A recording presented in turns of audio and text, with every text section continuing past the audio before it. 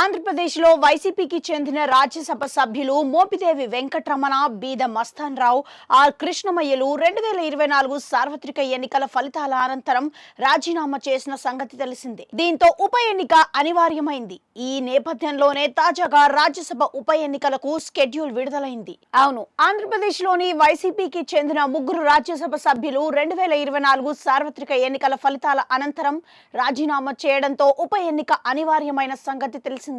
ఈ నేపథ్యంలో ఆంధ్రప్రదేశ్తో సహా 4 రాజ్యసభ ఉప ఎన్నికలకు కేంద్ర ఎన్నికల సంఘం స్కెడ్యూల్ విడుదల చేసింది. ఇందులో భాగంగా ఆంధ్రప్రదేశ్కు 3, ఒడిశా, హర్యానా, బెంగాల్ రాష్ట్రాలలో ఒక్కో స్థానానికి ఉప ఎన్నిక జరగనుంది.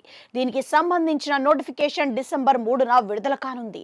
ఈ నేపథ్యంలో డిసెంబర్ 10 నుంచి నామినేషన్ల స్వీకరణను తుది గడువుగా కేంద్ర ఎన్నికల సంఘం నిర్ణయించింది.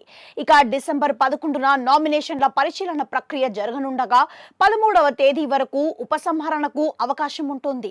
ఈ నేపథ్యంలో డిసెంబర్ 20న ఉదయం 9 గంటల నుంచి సాయంత్రం 4 గంటల వరకు పోలింగ్ జరగనుండగా అదే రోజు 5 గంటల నుంచి కౌంటింగ్ ప్రక్రియ ఉంటుందని ఈసీ తెలిపింది. కాగా ఏపీ నుంచి రాజ్యసభ సభ్యులు మోపిదేవి వెంకటరమణ, బీద మస్తాన్ రావు, ఆర్ కృష్ణమయ్యలు రాజీనామాలు చేసిన సంగతి తెలిసిందే. ఈ నేపథ్యంలో ఇప్పుడు ఏపీ నుంచి రాజ్యసభ్యులుగా ఎవరికి ఛాన్స్ ఇవ్వబోతున్నారనేదే ఆసక్తికరంగా మారింది.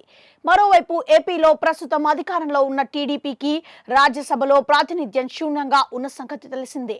పార్టీ ఆవిర్భావం తర్వాత తొలిసారిగా పెద్దల సభలో పార్టీకి ప్రాతినిధ్యం లేకుండా పోయింది.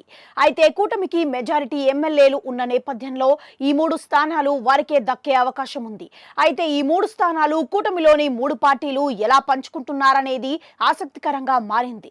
వీటిలో 3 పార్టీలు చెరొకటి తీసుకుంటాయా లేక వేరే రకంగా పంపకాలు జరగబోతున్నాయా అనేది వేచి చూడాలి.